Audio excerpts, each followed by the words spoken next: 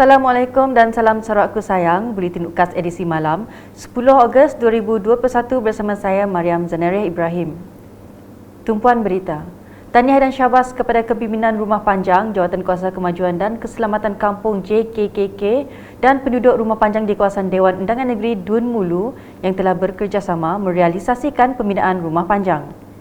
Timbalan Speaker Dewan Undangan Negeri Dun Sarawak, Datuk Gerawat Gala berkata, kerjasama ini sangat penting bagi memastikan projek pembinaan rumah panjang ini dapat dilaksanakan dengan jayanya.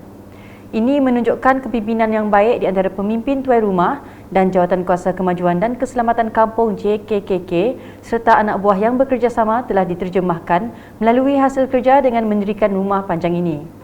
Walaupun kesukaran untuk membawa barang keperluan membina rumah seperti atap, batu dan sebagainya melalui sungai, namun semangat untuk mendirikan rumah panjang baru menjadikan ianya tiada yang mustahil dapat dilaksanakan. Katanya semasa berucap dalam lawatan kerja ke rumah Vincent Tanjung Upar, daerah Marudi pada Sabtu. Pada majlis itu, beliau telah menanam tiang utama di tapak rumah serbaguna sebagai simbolik dan mengumumkan peruntukan projek kecil luar bandar MRP RM15,000 sebagai permulaan projek itu serta peruntukan RM8,000 untuk SIDS unit rumah Vincent bagi membeli kipas dan tikar untuk kegunaan di ruai rumah panjang. Turut dilawati rumah Gerinang Logan Tasong yang terletak lebih kurang 10 minit perjalanan menggunakan perahu. Dalam ucapannya, beliau yang juga ahli Dewan Undangan Negeri Adun Mulu memberitahu rumah Gerinang berpotensi untuk dilaksanakan skim penanaman kelapa secara berkelompok kerana keadaan tanahnya yang rata dan terletak di tebing sungai.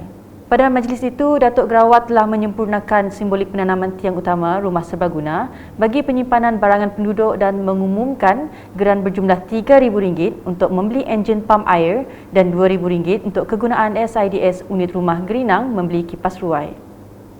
Beliau juga mengumumkan kelulusan geran projek transformasi luar bandar RTP sebanyak RM500,000 membina jalan baru sepanjang 5.2 km dari Jalan Puyut Lubuk Nibung hingga ke rumah panjang ini. Ahli Dewan Undangan Negeri Adun Meradong, Datuk Ding Kuong Hing, telah melakukan tinjauan tapak projek transformasi luar bandar RTP bagi kawasan Dun Meradong pada Isnin. Projek tersebut melibatkan projek seperti projek naik taraf prasarana di tapak perkuburan Sungai Raya, Brau 5 Jalan KJD Meradong RM50,000, projek naik taraf prasarana Sekolah Kebangsaan SK Sungai Mador RM50,000 dan projek naik taraf Jalan Tek In Batu 2 Jalan KJD RM50,000. Jelas Datuk Ding pelaksanaan projek RTP itu akan dijalankan secara berperingkat berdasarkan dana yang telah diluluskan Kerajaan Sarawak pada setiap tahun dan kontraktor akan dilantik melalui agensi pelaksanaan menerusi cabutan undi. Pada masa sama, beliau merakamkan penghargaan atas kerjasama Majlis Daerah Meradong dan Julau MDMJ dalam melakukan pemantauan dan memastikan projek tersebut mematuhi komponen pelaksanaan projek yang dicadangkan. Sebanyak 1,013 bakul makanan di bawah pakej pelindungan rakyat dan pemulihan ekonomi pemulih sumbangan Ahli Parlimen Betong Datuk Robert Lawson Chuat telah diagihkan kepada golongan asnaf yang terdiri daripada warga emas dan ibu bapa tunggal di kawasan Dewan Undangan Dun Saribas. Ahli Dewan Undangan Negeri Adun Saribas Muhammad Raziz Hitam telah menyerahkan simbolik 10 bakul makanan kepada penerima baru-baru ini. Pada sebelah malam pula, Adun Saribas menghadiri mesyuarat bersama Ketua Masyarakat dan Ketua Kaum KMKK Melayu Debak berkenaan dengan skim pembesaran kampung di Debak. Jabatan Tanah dan Survey JTS telah memohon untuk mencari tempat baru bagi projek ini atas alasan kawasan yang dicadangkan terdedah dengan bahaya banjir. Namun, KMKK menjelaskan kawasan tersebut sangat strategik dan jarang sekali untuk banjir kerana parit baru bakal dibina di kawasan itu. Dalam pada itu, Adun Saribas turut memberitahu semua KMKK harus memohon dan menulis surat sokongan untuk terus menggunakan lokasi yang sama di tanah Jalan Suri. Ahli Dewan Undangan Negeri Adun Saribas Muhammad Raziz Hitam telah meninjau projek pembinaan jalan siap dan tapak cadangan pembinaan rumah panjang baru di DIT. Beliau sempat meluangkan masa bersama penduduk kampung dan berbincang dengan tuai rumah DIT Hulu berkenaan cadangan membina sebuah lagi rumah panjang yang baru di kawasan tersebut. Terdahulu, Adun Saribas telah melawat tapak projek naik taraf Dewan Badminton Debak dengan peruntukan sebanyak RM500,000 untuk fasa kedua merangkumi pembinaan tandas, pentas serta meluaskan kawasan parkir. Katanya projek itu merupakan salah satu inisiatif untuk membolehkan aktiviti latihan sukan badminton pelajar sekolah dapat dilaksanakan. Meskipun sambutan Ma'al Hijrah atau Tahun Baharu bagi umat Islam disambut secara berbeza dan sederhana, namun ia mempunyai pengertian yang amat besar bagi umat Islam di seluruh dunia. Beberapa orang awam yang sempat ditemu bual wartawan unit komunikasi awam Sarawak UKAS di sekitar Kuching pada Selasa, mereka berkata sambutan ini memberi peluang kepada diri mereka untuk membuka lembaran baharu serta menetapkan keazaman dalam diri masing-masing. Pada saya, Ma'al Hijrah merupakan perubahan menjadi orang yang lebih baik daripada sebelumnya. Maksudnya, be a better person daripada sebelum ni kita orang yang tak berapa baik kan. Kita memperbaiki diri untuk ke arah yang lebih baik lah. Semua benda yang baik-baik kita lakukan, insyaAllah. Marilah kita saling melengkapi sebab dunia ini bukannya persaingan. Sebagai manusia, kita perlu saling melengkapi antara satu sama lain. Sentiasa cuba untuk menjadi lebih baik. Sentiasa menggembirakan orang sekeliling kerana hidup kita tidak lama. Jadi sebagai manusia kita perlu sentiasa memberi kebaikan kepada orang lain agar kebaikan itu datang kepada kita, insya-Allah. Bersebenar dengan Hari Ma'al Hijrah ini, saya berharap kita semua akan dapat berubah, berhijrah ke arah yang lebih baik.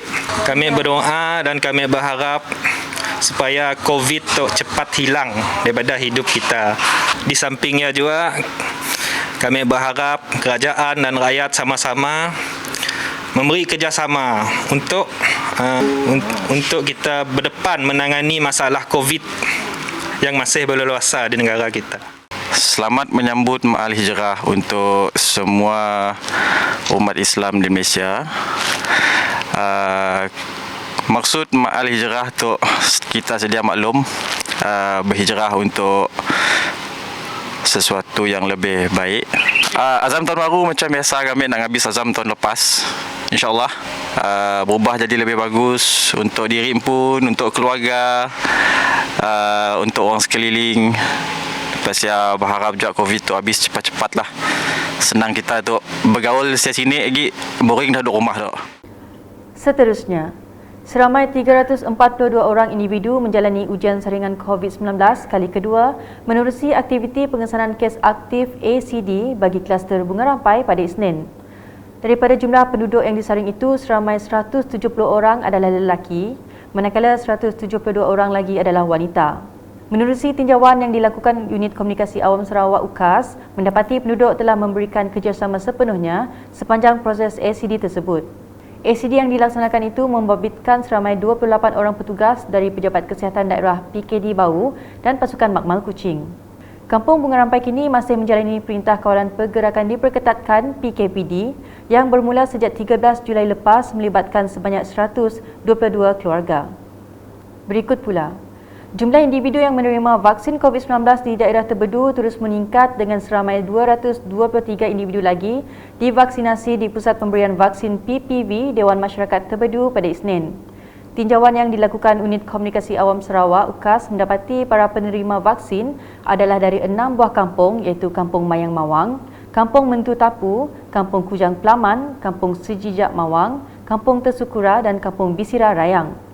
Sementara itu, Penyelaras PPV Dewan Masyarakat Tebedu Dr. Nur Syamira Muhammad Razi berkata, kesemua penerima vaksin hadir menerusi janji temu dari aplikasi MySejahtera dan mematuhi prosedur operasi standard SOP yang ditetapkan.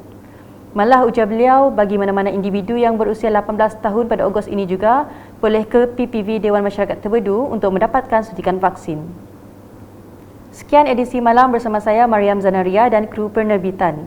Berita lebih lanjut boleh didapati di semua platform media sosial UKAS termasuk portal ukas.sarawak.gov.my dan pastikan anda subscribe UKAS channel di YouTube.